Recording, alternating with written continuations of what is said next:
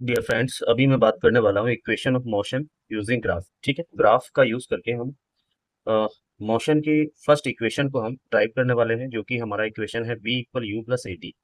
ठीक है, तो ये हमारा ग्राफ है। ये आप देख सकते हैं कि ये वाई एक्सेस है और ये एक्स एक्सेस है। ठीक है, ये जीरो है। यहाँ से हम क्या करने वाले हैं कि इस इक्वेशन को हम ड्राइव करने वाले हैं। ठीक है, तो हम जानते हैं कि जो एक्सेलरेशन होता है, acceleration equal change in velocity upon time. ठीक है, ये एक फॉर्मूला होता है एक्सेलरेशन का, change in velocity upon time.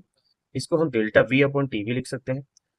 और साथ ही साथ इस ग्राफ, ये जो ग्राफ है इसको आप देख रहे हैं, ये ग्राफ हमें जो एक्स एक्सिस पर है, ठीक है, ये हमें टाइम दिखाता है और वाई एक्सिस पर वेलोसिटी दिखाता है।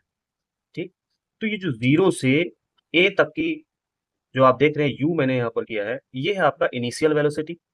और ये जो v है, ये b क्या है, ये आपका फाइनल वेलोसिटी है। यानी कि यहाँ से यहाँ तक जो रहता है वो यूनिफॉर्म वेलोसिटी रहती है। उसके बाद वेलोसिटी बढ़ना स्टार्ट होती है।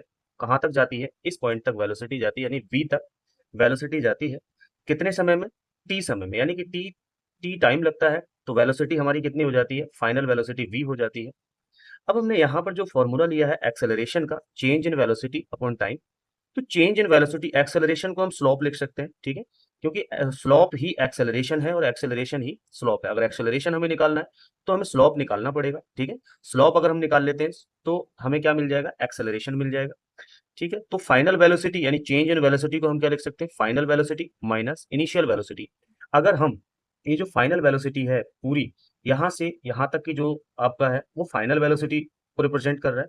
अगर हम देखते हैं तो यहाँ से इस डिस्टेंस को हमें चाहिए ये, यानी बी और सी के बीच का डिस्टेंस हमें चाहिए। तो उसके लिए हम क्या करेंगे, अगर हम फाइनल वेलोसिटी में से u को, यानी कि ये जो डिस्टेंस है आपकी, ये आपकी u है, इसको हम क्या कर देते हैं, इसको हम माइनस अगर कर दें तो b माइनस यू, यानी ये डिस्टेंस हमारी b माइनस यू निकल जाएगी, ये आपका t हो जाता है।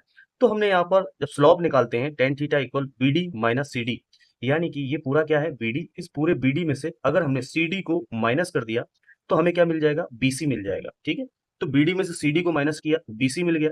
और नीचे हमारा od है, जो कि ये है। ये डिस्टेंस हमारा क्या है, ये हमारा t यहाँ पर है, तो इसको हमने t लिया है। तो यहाँ पर हमारा एक्सेलरेशन यानी कि टेन थीटा की जगह पर मैंने क्या ले लिया, a, और ये b minus you upon T हो जाता है। तो यहाँ से हमारा निकल करके आता है b equal you plus A T, जो कि फर्स्ट इक्वेशन ऑफ मोशन है। ठीक है, वीडियो अगर अच्छा लगा है दोस्तों तो लाइक कीजिए, शेयर कीजिए और चैनल को सब्सक्राइब कर लीजिए